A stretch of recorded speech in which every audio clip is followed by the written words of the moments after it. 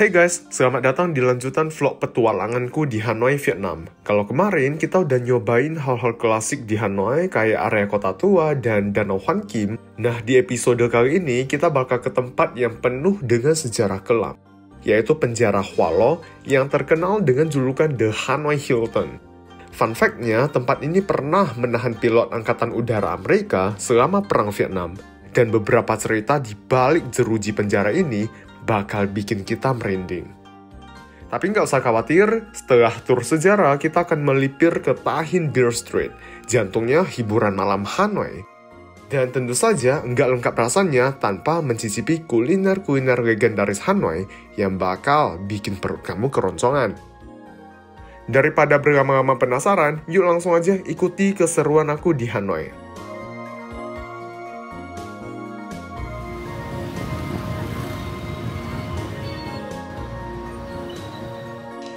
Ya, selamat pagi dari Hanoi, ibu kota Vietnam. Ini hari ketiga aku di Hanoi. Cuaca hari ini cukup cerah ya. Tapi akhir-akhir ini cuaca di Hanoi kurang menentu, sering hujan. Kemarin aku lihat perakiraan cuaca katanya hari ini hujan. Tapi sampai sekarang masih belum hujan, cerah masih. Sekarang aku mau sarapan dulu.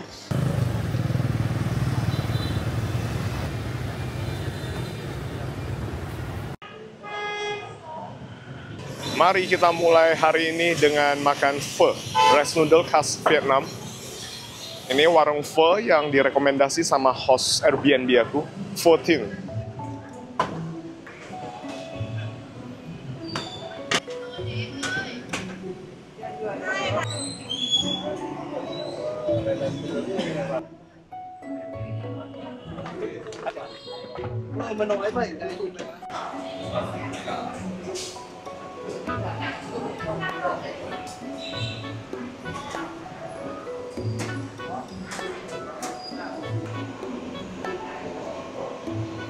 Mari kita makan pho. Ini tempting banget kelihatannya.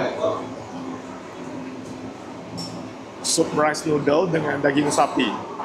Dan itu kuah kaldunya dimasak dengan tulang sapi.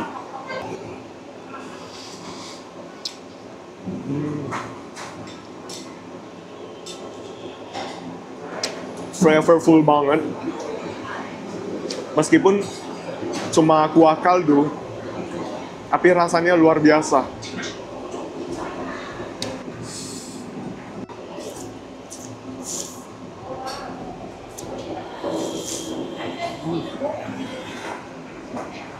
Mantap, mantap. Daging sapinya.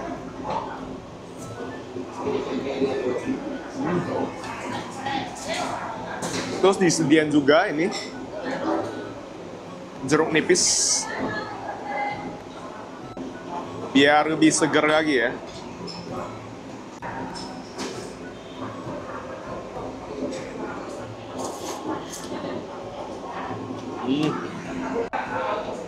Disediain cabai juga, cabai potong.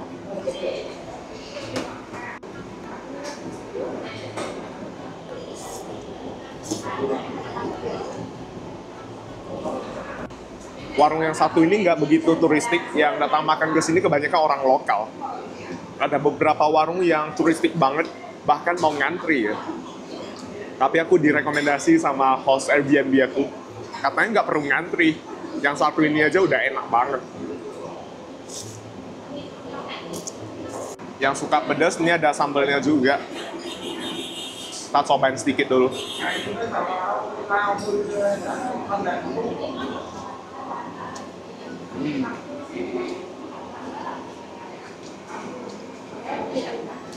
Aku lebih suka rasa original dari brothnya, dari kaldunya. Satu porsi ini harganya 80.000 Vietnam dong.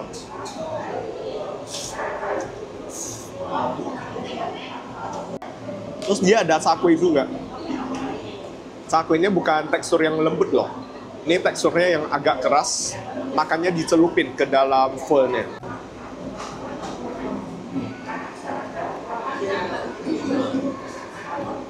Untuk cakuinya satu porsi dapat 2 potong, 5.000 Vietnam dong.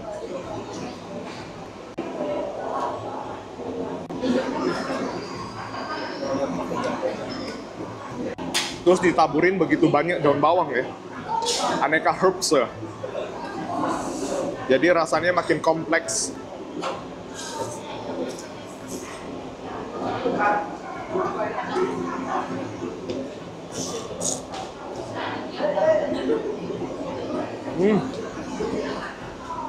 Sakunya habis direndam, mantap. Kuahnya meresap ke dalam.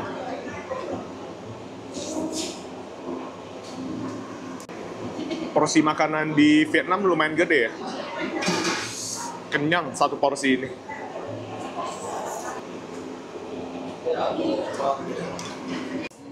Mantap, recommended. Kalau males ke tempat yang terlalu turistik, males ngantri, yang satu ini bisa jadi alternatif. Rasanya beneran enak. Alamatnya nanti aku tulis di kolom deskripsi.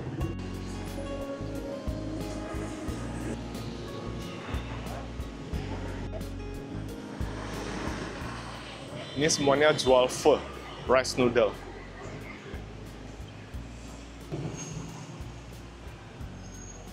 Aku pengen jalan-jalan di pasar lokalnya. Coba lihat apa yang bisa dibeli. Produk-produk lokalnya.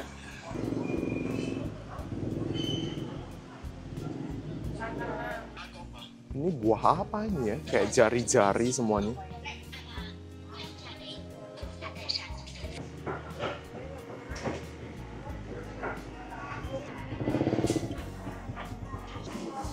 Ini aku mau beli buah-buahan ya. Ini ada buah alpukat. 1 kg? No? Kilo. 1 kilo. 1 kilo. Oh, 1 kilo. 1 kilo 50.000 Vietnam dong alpukatnya. Không phải là da tốt nha. Tốt lắm. Rambutan. Tốt. Tốt. Ăn thử nha.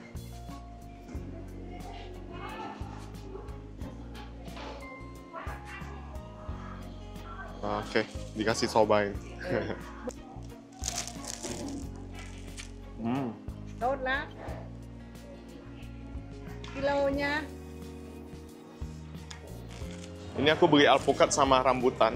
Ini rambutannya mahal ya, sekilo 80.000 Vietnam dong. 50.000 rupiah. Nggak tahu aku diketok apa enggak. Ya udahlah, ini nanti buat makan di hotel. Ini pasarnya agak sepi ya, pasar lokal gitu sih. Kalau pengen beli buah-buahan, boleh lah. Ini aku penasaran sama alpukatnya. Cobain ya. Udah mateng sih. Kalau di China jarang ketemu alpukat kayak gini, yang gede-gede. Tadi pasarnya nggak jauh dari tempat aku menginap di Airbnb ini. Creamy banget sih alpukatnya.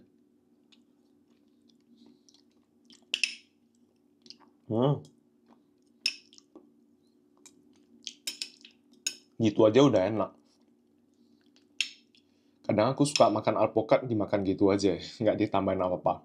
Lebih sehat.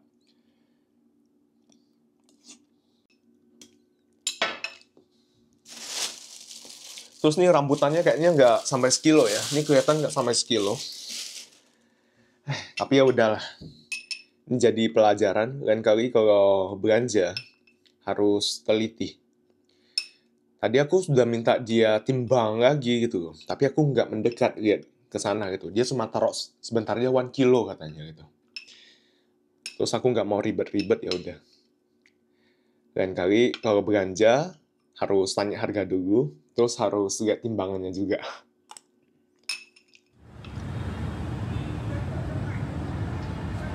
Sekarang aku mau mengunjungi sebuah situs bersejarah di Hanoi, sebuah penjara yang dibangun semasa era kolonial Prancis.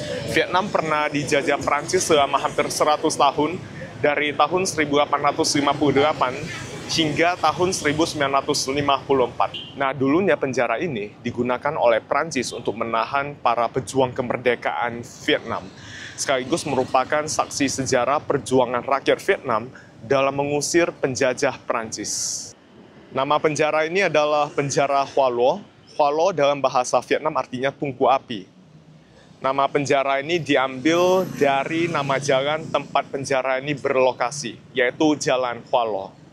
Ada satu fun fact, dulu di sepanjang jalan ini berkumpul para pengrajin yang membuat tungku api.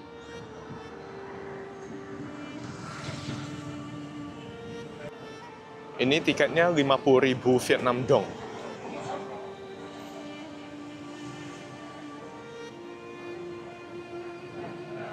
Hello. Thank you. Oh, from here? Yeah. Okay, thank you.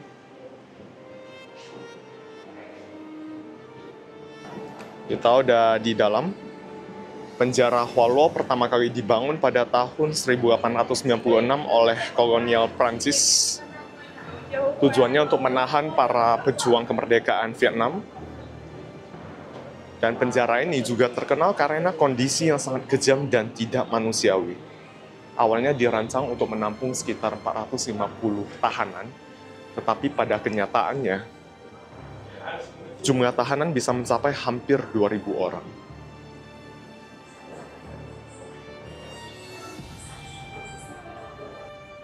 Penjara dengan tingkat keamanan tertinggi di kawasan Indo-China. Kawasan Indo-China dulunya merupakan kawasan kolonial Prancis yang meliputi Vietnam, Laos, dan Kamboja.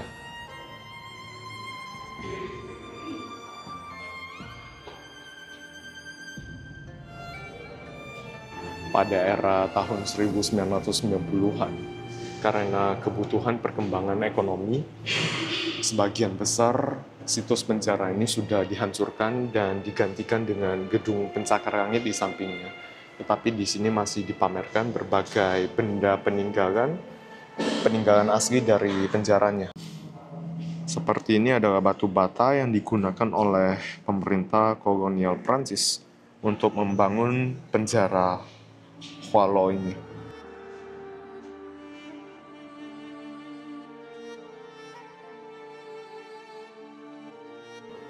Lalu ini adalah wadah yang digunakan di dapur untuk menyimpan nasi.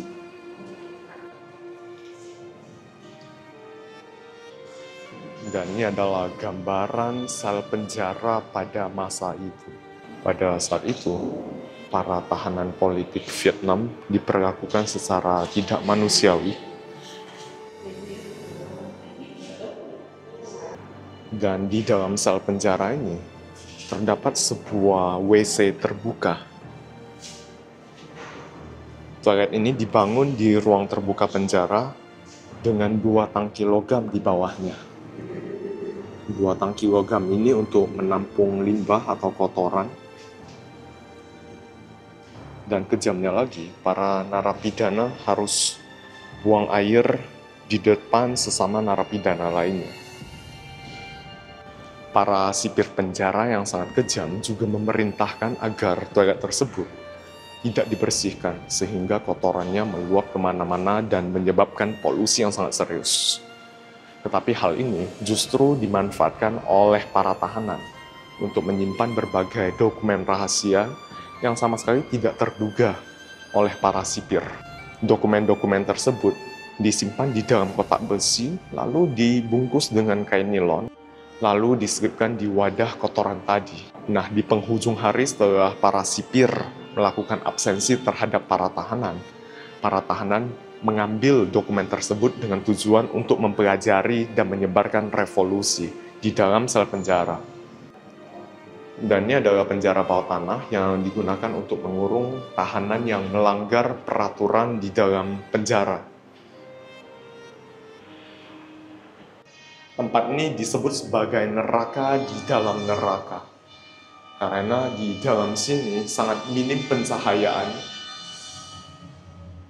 Para tahanan ditempatkan secara terpisah di dalam sebuah ruangan, kakinya dipasung, lalu mereka dipaksa untuk makan dan buang air di tempat yang sama. Nah, ini adalah alat eksekusi mati yang digunakan oleh Prancis pada saat itu, namanya guillotine. Alat untuk memenggal kepala tahanan. Nah, ini dia salah satu bagian dari penjara Hualuo yang jarang diketahui. Jalan keluar rahasia para tahanan yang melarikan diri, yaitu sebuah saluran pembuangan air. Bayangkan di tahun 1945, di bawah pengawasan ketat penjajah Prancis, lebih dari 100 tahanan politik Vietnam berhasil merencanakan pelarian besar-besaran. Mereka tidak melarikan diri dengan memanjat tembok atau menyelinap lewat pintu. Mereka masuk ke dalam kegelapan, menyusuri terowongan sempit dan saluran air kotor yang mengalir di bawah penjara. Dengan peralatan seadanya dan nyaris mustahil, mereka menggali dan membuka akses ke saluran kota, lalu menghilang ke jaringan bawah tanah Hanoi. Bagi para pejuang kemerdekaan Vietnam, saluran pembuangan ini bukan simbol kotoran, melainkan jalan menuju kebebasan. Setelah terlepas total dari penjajahan Prancis pada tahun 1954, Vietnam terpecah menjadi dua, yaitu Vietnam Utara dengan ideologi komunisnya dan Vietnam Selatan yang anti-komunis. Perang Vietnam pun akhirnya meletus pada tahun 1955 dan berlangsung hingga tahun 1975 dengan kemenangan di pihak Vietnam Utara. Kemenangan Vietnam Utara menandai bersatunya kembali Vietnam menjadi satu negara seperti yang kita kenal sekarang. Nah, pada saat itu Amerika juga terlibat dalam Perang Saudara Vietnam, di mana Amerika berada di kubu Vietnam Selatan. Karena Amerika takut dengan perluasan paham komunis pada saat itu. Nah, singkat kata, pada saat Perang Saudara, Amerika terlibat, banyak sekali pilot Angkatan Udara Amerika yang berhasil ditahan di Vietnam Utara. Nah, mereka ditahan di sini. Dari pihak Vietnam sendiri, mereka mengatakan bahwa mereka memperlakukan pilot Angkatan Udara Amerika dengan sangat manusiawi. Mereka diberikan berbagai fasilitas, diizinkan untuk merayakan berbagai perayaan, dan lain sebagainya. Tetapi dari pihak Amerika sendiri, mereka menyatakan bahwa para pilot mereka, para tentara mereka yang ditahan oleh Vietnam Utara pada saat itu, diperlakukan dengan sangat kejam, dengan sangat tidak manusiawi. Penjara Hualuo juga dijuluki sebagai The Hanoi Hilton. Nama itu sebenarnya adalah julukan sarkastis dari para tawanan perang Amerika yang ditahan di sini pada era Perang Vietnam. Para pilot Amerika yang biasa hidup nyaman, tiba-tiba harus menghadapi kondisi penjara yang sangat keras dan menyiksa. Sebagai bentuk sindiran gelap, mereka menyebut tempat mengerikan ini dengan nama yang elegan dan mewah, The Hanoi Hilton. Namun, pihak Vietnam malah tidak menganggap ini sebagai sesuatu yang tabu. Karena dari perspektif Vietnam, para tahanan Amerika diperlakukan dengan sangat baik dan diberikan berbagai fasilitas, layaknya hotel berbintang. Sehingga nama The Hanoi Hilton tetap melekat pada penjara Hualuo hingga saat ini.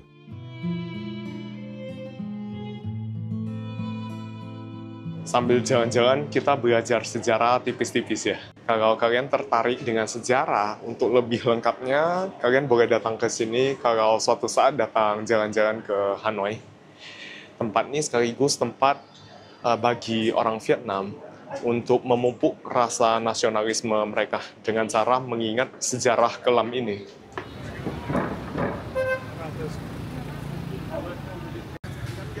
Ya ampun, lucu banget. Ada t-shirt dengan wajah Kim Jong-un. Bro Kim Jong-un. T-shirt di sini banyak yang unik-unik juga. Terus nih kaos Grab Vietnam. Industri pariwisata di Vietnam sekarang gila banget ya, maju banget. Wisatawan asing dari berbagai negara ada di sini. Dan pada tahun 2024, mereka menjadi negara dengan jumlah wisatawan asing terbesar ketiga di Asia Tenggara. Setelah Thailand dan Malaysia, mereka menerima sekitar 18 juta wisatawan asing, sedangkan Indonesia berada di urutan kelima. Karena aku lagi berada di sebuah toko souvenir yang berada di area Old Quarter atau area kota tuanya Hanoi. Di sini banyak banget produk handicraft atau kerajinan tangan unik-unik sih. Ini aku mau beli buat temen aku, kelinci. Temen aku ada yang penggila kelinci. Ini cute banget. Nah. Oh, lucu ya. Oh, this one? Yes. Okay. Terus ada yang kayak gini juga. Yang kayak gini harganya 390.000 Vietnam dong. Harusnya bisa ditawar lagi.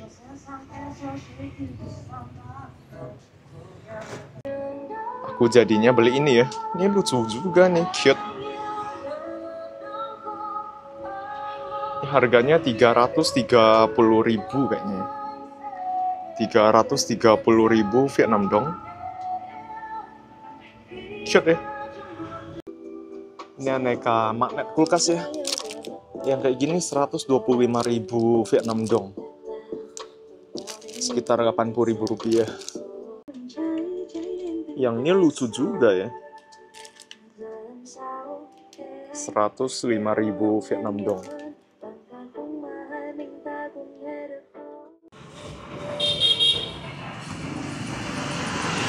Ini ada tukang bersih-bersih sepatu.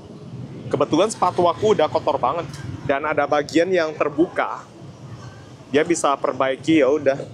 Aku minta dia perbaiki juga. Bayarnya 130.000 Vietnam dong.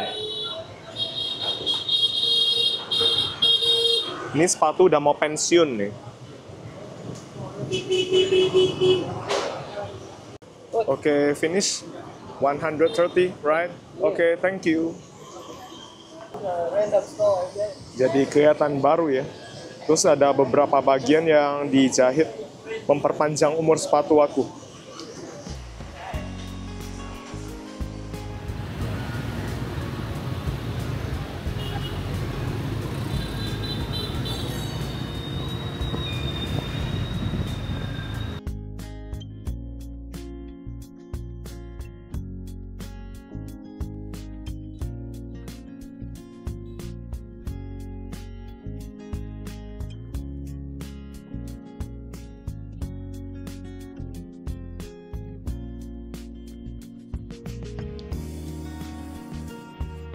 Nah, kita lagi di Ba Dinh Square, sebuah alun-alun di kota Hanoi yang memiliki makna yang sangat penting bagi negara Vietnam. Di tempat inilah Ho Chi Minh memproklamir kemerdekaan Vietnam pada 2 September 1945. Di tengah-tengah Ba Dinh Square terdapat mausoleum dari Ho Chi Minh. Ho Chi Minh sendiri meninggal pada tahun 1969. Dan setelah meninggal, jenazah beliau diawetkan dan disimpan di dalam sana. Vietnam baru saja merayakan hari kemerdekaannya yang ke-80.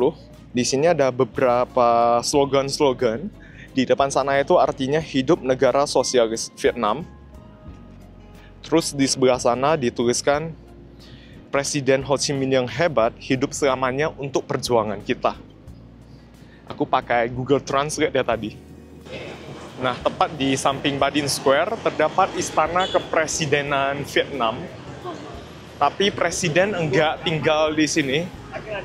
Ini hanya tempat presiden bekerja dan menjamu tamu-tamu negara asing.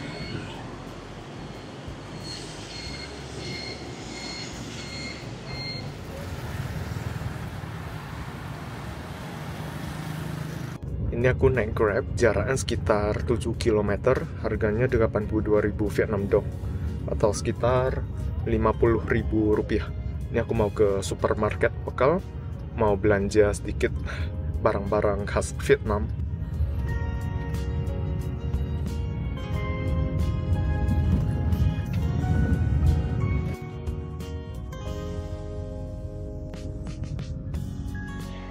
Kita udah sampai nih supermarketnya, go!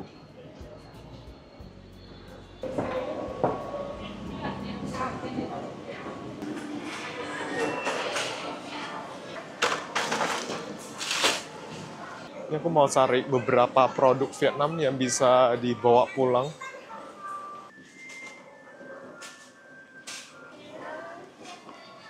Ini bagian mie instan, aku mau beli pho, rice noodle-nya. Pho Story. Yang ini di dalamnya udah termasuk daging sapi ya. Harganya 32.700 Vietnam dong.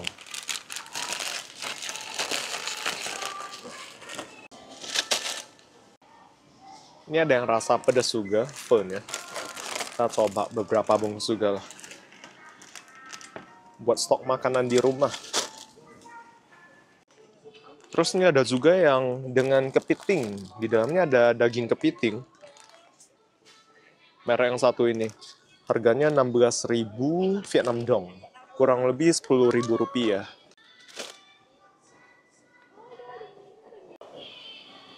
Wah, ini keren nih. Ini ada cita rasa Bali. Mie dengan cita rasa Bali. Rasa Balinese grilled pork ribs. Aku cobain satu dah. Cobain sambal Vietnam. Merek yang satu ini. Terus tadi aku lihat ada yang ekstra pedas juga. Yang nih, super hot.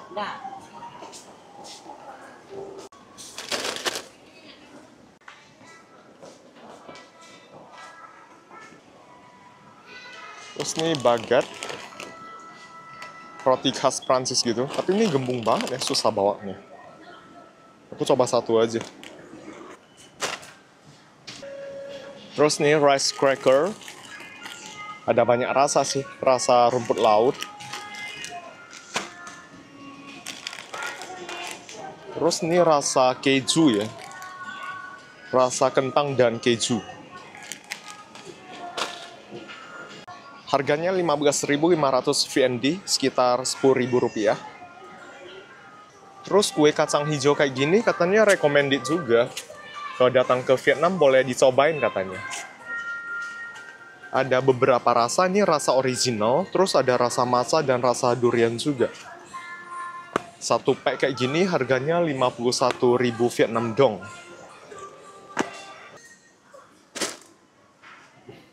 Terus ini drip coffee. Merek Legend. Harganya 145.500 Vietnam dong. Isi 10 pack. Ini area sayur-sayuran. Kita lihat harga sayur di Vietnam. Wortel kayak gini sekilo 27.900 Vietnam dong. Kurang lebih 16.000 rupiah. Terus tomat yang kayak gini yang agak gede. Ini harganya 37.900 Vietnam dong. Timun sekilo 17.000 Vietnam dong. 10.000 rupiah. Cabai merah kayak gini sekilo 79.000 Vietnam dong. Sekitar 50.000 rupiah. Mahal apa murah nih? Kalau di Indonesia harganya berapa nih sekarang? Kalau kentang harganya 30.900 Vietnam dong sekilo. Kalau dirupiahkan kurang lebih 19.000 rupiah. Terus sayur kol kayak gini harganya 17.500 Vietnam dong per kilo. Sekitar 11.000 rupiah. Menurut kalian mahal apa murah nih? Harga sayur-sayuran di Hanoi.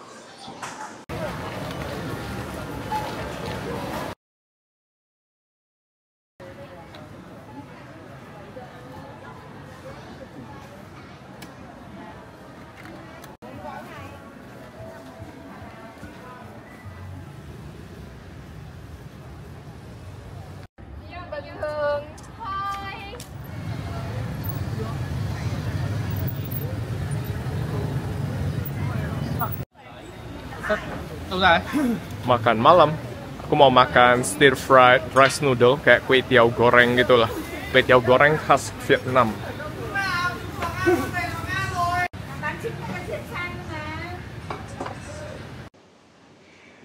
Kayak kue tiao siram gitu ya. Wangi banget, aroma woknya itu. Kayaknya di stir dengan api yang gede banget. Terus nih daging sapinya melimpah ruah. Satu porsi ini harganya 75.000 Vietnam dong, sekitar 50.000 rupiah. Makan-makan.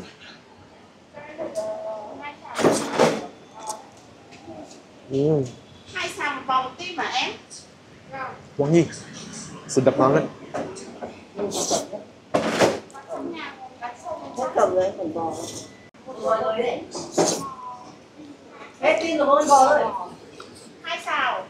Ini direkomendasi sama temen aku. Aku datang nyobain, terus memang enak sih ini.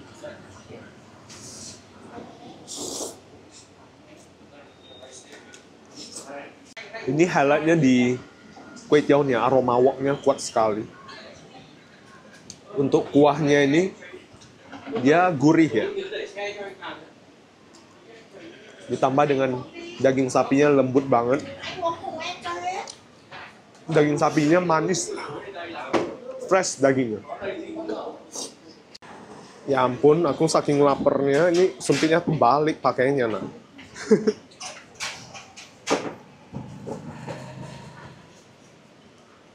Ampun dah. Sayurnya juga banyak banget. Kita tambahin sambalnya.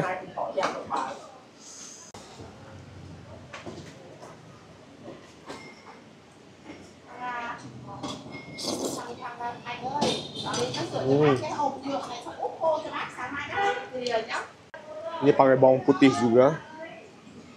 Cukup kuat aroma bawang putihnya.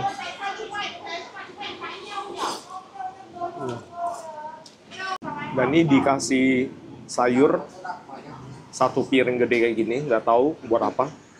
Jadi lalapan kayaknya. Terus ada dikasih acar juga, acar wortel.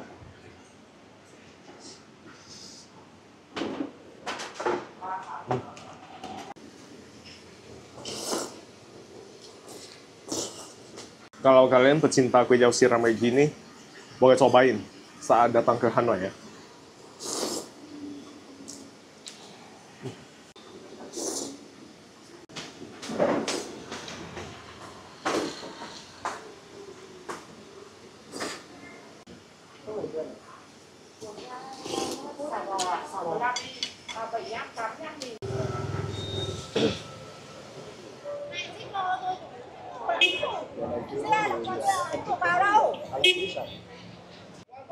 Nah, sekarang kita lagi di pusat hiburan malam di Hanoi, namanya Ta Hien Beer Street.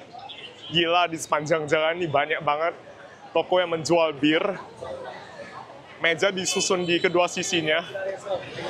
Oke, thank you. Ini semuanya wisatawan asing di sini.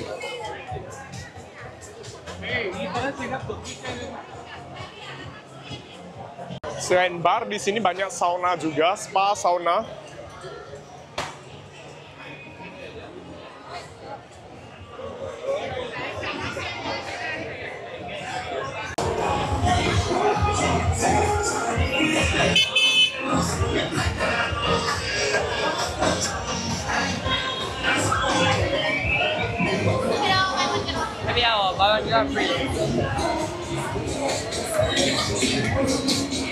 Dan ada satu fun fact, Vietnam merupakan salah satu negara dengan konsumsi alkohol tertinggi di dunia.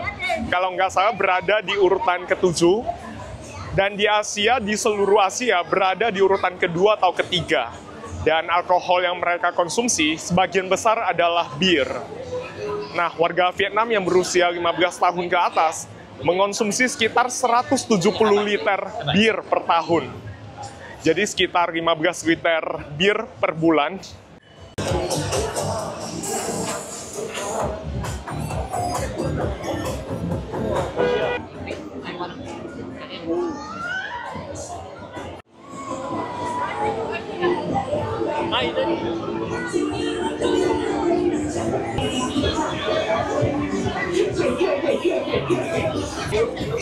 Terlalu bising di sini.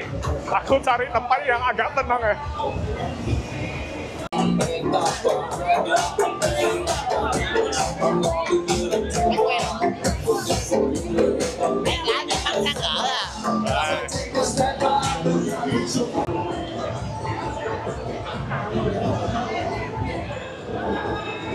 Ini aku cari tempat yang agak tenang sedikit. Nggak sanggup aku kok, berisik banget.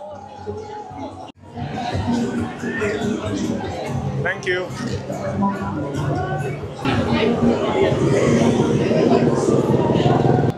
Ini bir Vietnam ya, ya Viet.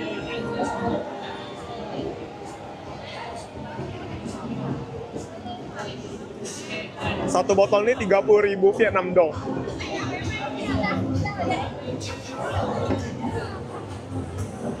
Gila sih ini suasananya. Udah lama nggak merasakan suasana seperti ini.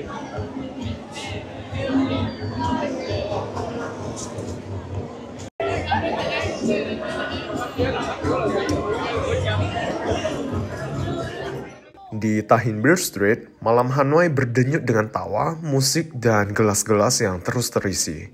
Tapi di sudut lain, ada pula orang-orang yang sibuk mengais rezeki, menghidupi keluarga dari setiap langkah turis yang lewat. Pemandangan yang kontras ini mengingatkanku bahwa hidup selalu berjalan di dua jalur, ada yang merayakan dan ada yang berjuang.